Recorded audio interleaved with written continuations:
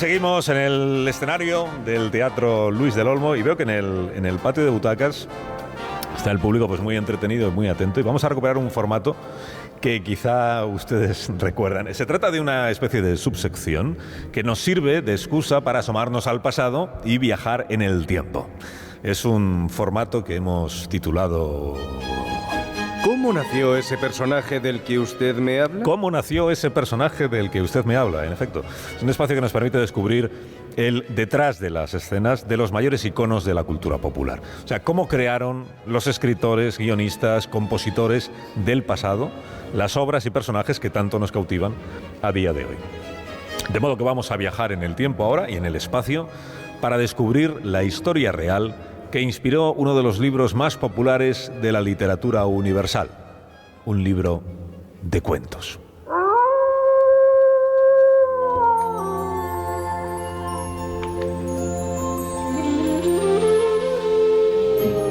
Desde que el ser humano ha tenido capacidad para volcar sus pensamientos e inquietudes en textos escritos, nos han fascinado las historias. Y en particular, ignoro el motivo, las historias que plasman el vínculo intangible que une a los niños con los animales. Recordarán, por ejemplo, la leyenda de Rómulo y Remo, los fundadores de la poderosa ciudad de Roma. Se cuenta que siendo solo unos bebés, fueron rescatados y amamantados por una loba salvaje que los llevó hasta su refugio. Este relato se ha preservado durante cientos de años, pero solo es eso, un relato, una historia de ficción. Esta mañana yo voy a narrarles una historia totalmente distinta. El punto de partida es parecido. En mi historia también hay un niño criado por lobos, pero al contrario que en la leyenda romana, el niño lobo de mi historia existió. Seguidme de cerca, con cuidado, nada de ruido, y no os disperséis. Gran parte de la India está cubierta por espesas junglas prácticamente impenetrables, donde se refugian bestias salvajes, reptiles e insectos dispuestos a batallar contra el hombre en cuanto tienen la más mínima ocasión. El gobierno indio, de cuando en cuando, para apaciguar el temor a estas bestias, ofrece una recompensa de entre 5 y 50 rupias por la cabeza de cada depredador salvaje. Por eso, y siguiendo la costumbre de caza local en grupo, en el año 1867, una banda de cazadores nativos, o shikaris, se internaron en la jungla de Bulandshajar. Las huellas del oso se pierden aquí. ¿Por dónde seguimos? Yo acamparía, Akela. Está anocheciendo. No, el animal está cerca. No podemos rendirnos aún. La fortuna no acompañaba a esta partida de caza. Alguna presa había caído en su saco, pero no las suficientes como para que el botín de la recompensa resultara satisfactorio. Yo diría que tenemos que seguir por aquí, Akela. Veo ramas rotas. A lo mejor no son del oso, pero otro animal ha tenido que pasar por aquí. Y después ha seguido en esa dirección. ¿Qué opinas? Está bien. Formemos una línea y sigamos el rastro. ¿Y qué animal crees que es, Akela? Es más pequeño que un oso, eso seguro. Vamos, formad la línea y seguidme. La partida de cazadores empezó a avanzar siguiendo el rastro. Akela, el líder shikari, conocía esa zona de la selva y sabía a ciencia cierta que estaban dirigiéndose hacia un claro. La estrategia no era simplemente perseguir al animal, sino obligarle a dirigirse a un callejón sin salida. Una vez en el claro, la bestia se vería acorralada y ellos abrirían fuego. Creo que veo al animal, Akela. Silencio, muchacho. No es un tigre, ¿verdad? Ni un león. Hay poca luz para apreciar sus colores, pero diría que es un lobo. ¿No me has oído? He ordenado que guardes silencio. Lo siento, Akela. El crío estaba en lo cierto. Estaban cerrándole el cerco a un lobo gris, viejo y solitario. Pero a pesar de su avanzada edad, en cuanto el lobo escuchó las voces de sus perseguidores, echó a correr. ¡Nos ha oído! Está huyendo fuera del camino. Se aleja hacia la colina. ¡Corred tras él! ¡Que no escape! El lobo voló a través de la espesura, serpenteando entre arbustos y árboles caídos hasta llegar a un peñasco rocoso. Al alcanzar la cima, el animal tomó impulso y lanzó un aullido que reverberó a lo largo de toda la selva. ¿Por qué aúlla? ¿Qué hace? ¿Está pidiendo auxilio? No creo. Más bien parece que está intentando ayudar a otro lobo. Advertirle de nuestra presencia. A una de sus crías, quizás. La respuesta no tardó mucho en llegar. De uno de los recovecos rocosos del peñasco emergió un animal extraño. Hasta entonces había estado tan inmóvil que nadie reparó en su presencia, pero al oír el aullido se puso rápidamente en alerta. La criatura saltó sobre sí misma, se puso a 4 patas y subió a toda prisa por el peñasco hasta la cueva del lobo. ¿Qué es esa cosa? ¿Lo habéis visto? No parecía un lobo. No tenía pelo, ¿verdad? ¿Podría ser un hombre? ¿Cómo va a ser eso un hombre? Corría a 4 patas. ¿Y si fuera una criatura divina, un tótem o un enviado de los dioses? Podría ser. Deberíamos dejarlo tranquilo. No deberíamos molestar a un enviado de los dioses. Podríamos ofenderlos.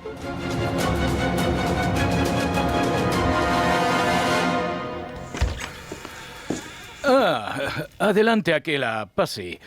Tome asiento. Vaya, veo que viene acompañado. Gracias, magistrado. Sí, es Natú, un joven huérfano. Buen día, noble magistrado de Bulan-Shahar. Buen día, buen día. En fin, contadme, ¿qué tal ha ido la caza? Hemos vuelto antes de tiempo por un descubrimiento extraño. No sabíamos muy bien qué hacer. Encontramos una criatura rara. ¿Rara? ¿Y dónde está esa rara criatura? En la selva no nos atrevimos a traerla. Temíamos desatar la furia de los dioses. Silencio. Me cae bien tu joven cazador. En fin, pensemos, cabeza fría. De entrada habéis hecho lo correcto. Guardar la pólvora y venir a consultarme ha sido sin duda lo más sabio que habéis hecho. Gracias, magistrado. Fue idea mía. Silencio. No sé por qué, pero me lo vi venir, pequeño. Bien, allá va mi sugerencia. Volved a la selva, buscad a esa criatura y atrapadla, pero no le hagáis ningún daño. Buscad una forma de traérmela sin causar ni un solo derramamiento de sangre. Así no importunaremos a los dioses. Cuando la criatura esté ante mí, yo decidiré si es un animal salvaje o algo divino que convendría retornar a su cueva. ¿Y cómo lo atrapamos sin hacerle daño, magistrado? Obligándolo a salir. Hacerle sentir inseguro en esa cueva. Verán, hace unos años, una partida de caza sacó al leopardo de su escondite llenándolo de agua. La bestia salió huyendo al pensar que iba a ahogarse. Podrían ustedes hacer lo mismo. Pero no hay ríos cerca de la cueva. Quizás podríamos hacerlo con ruidos de troncos y ramas. ¿O con fuego? ¿O con fuego?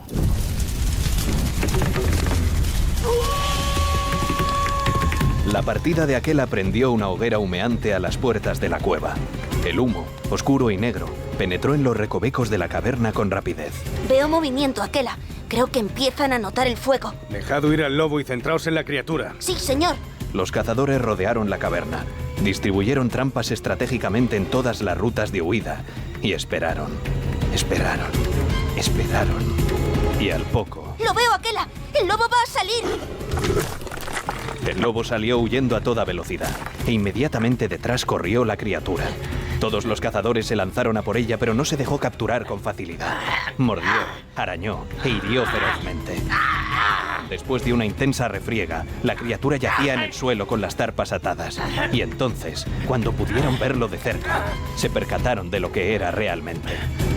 ¿Qué es? Está muy sucio y rabioso. Ruge y muestra los dientes como un animal salvaje, pero... Pero es un crío.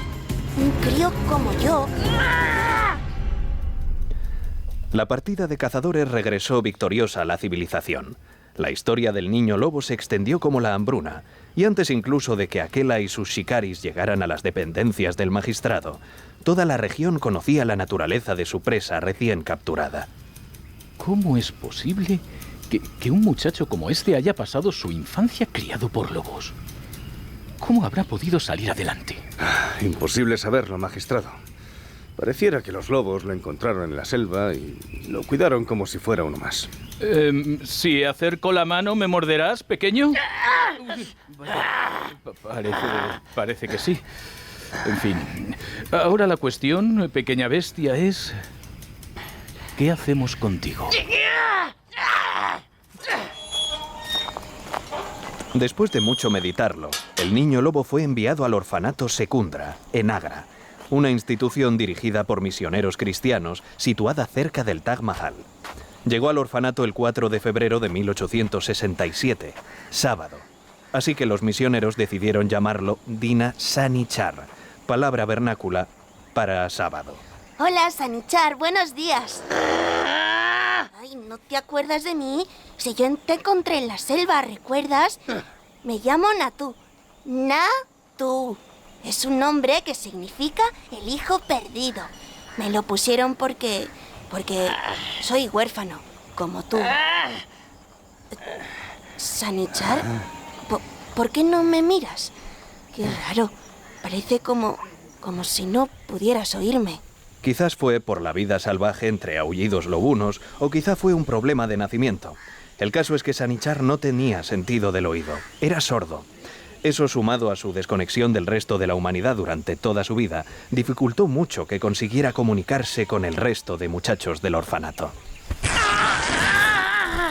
Rompía las ropas que le calzaban y se negaba a caminar erguido. Cosa normal después de pasar tanto tiempo acostumbrándose a hacerlo a 4 patas, distribuyendo el peso de su cuerpo entre los codos y las rodillas. No te preocupes, Dina Sanichar. Es difícil dejar de lado tus costumbres. Mira, te dejo por aquí un cuenco de comida. Mañana volveré a pasar otro rato contigo, ¿vale? Sí, mañana vuelvo. No te preocupes. Tú y yo seremos amigos un día de estos. Ya verás.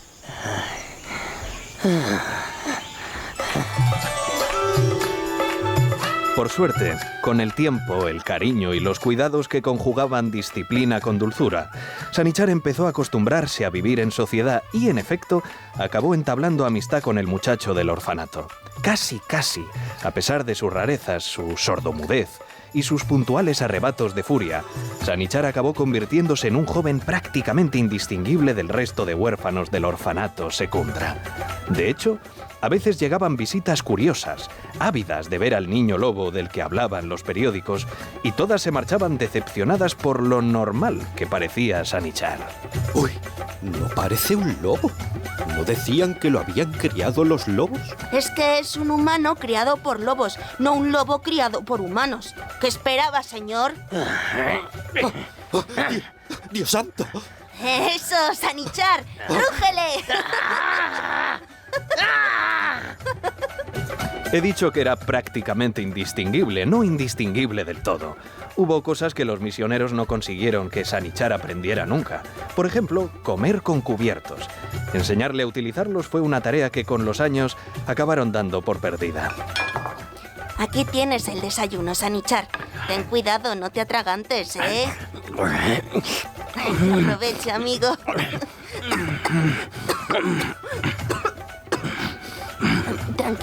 Tranquilo, Sanichar. Es que solo es una tos ligera. No te preocupes por mí, ¿vale?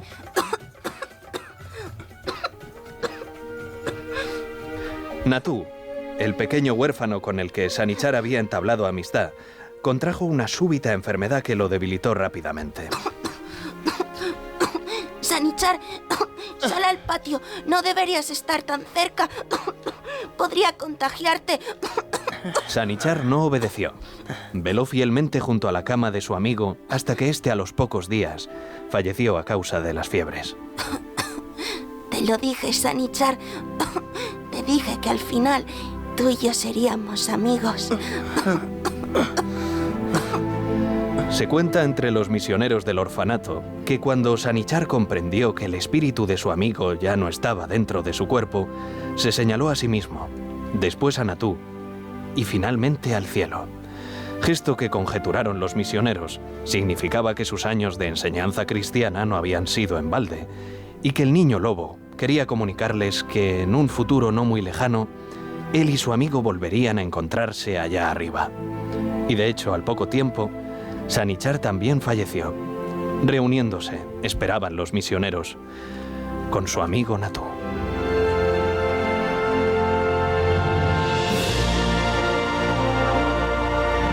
Como tantos otros habitantes de la India, leí acerca de Dina Sanichar en los periódicos. Mi nombre es Rudyard Kipling, soy escritor y a partir de la historia de Sanichar escribí un cuento. Un cuento de aventuras en el que un niño criado por lobos brincaba y saltaba por la selva de la India entablando amistad con osos, panteras y por supuesto lobos. Un cuento que trató de convertir una historia aparentemente triste en una fantasía formidable. Un cuento que titulé El libro de la selva.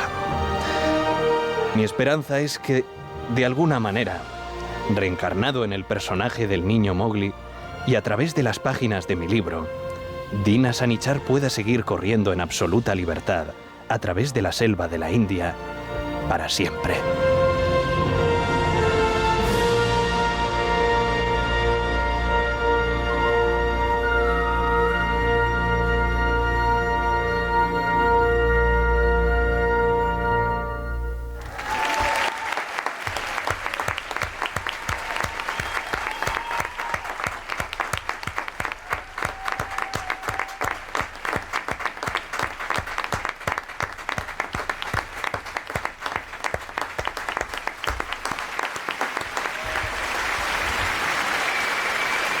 Pues aquí termina nuestra nueva entrega de cómo nació ese personaje del que usted me habla, que hoy nos ha servido para descubrir la historia real que inspiró a Kipling para escribir el libro de la selva. Voy a pedir un fuerte aplauso para los actores que han dado voz a este relato. Para Borja Fernández Sedano, que ha vuelto a incorporarse después de su larguísimo retiro vacacional. Muchas gracias. Que interpretó a Akela. También a Sanichar.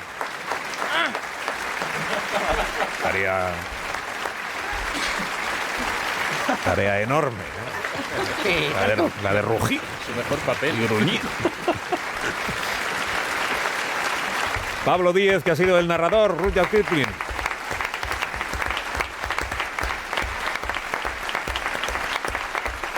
Fran Pomares como el sabio magistrado de Boulanger. Raquel Pérez, que interpretó a Natú, el adorable amigo de Dina Sanichar.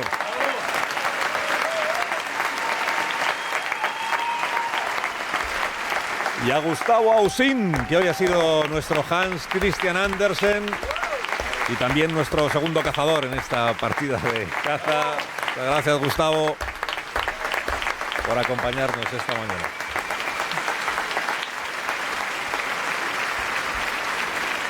Me pasan un papel ahora mismo, perdónenme.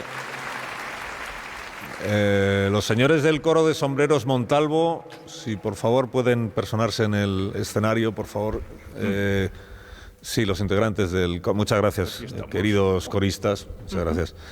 Gracias por... es que había olvidado hacer un agradecimiento también muy importante, antes de terminar, que es a nuestro patrocinador, Sombreros Montalvo, que es la empresa que patrocina y por tanto sufraga esta sección. Sí, agradecemos su patrocinio, eso estoy diciendo, sí.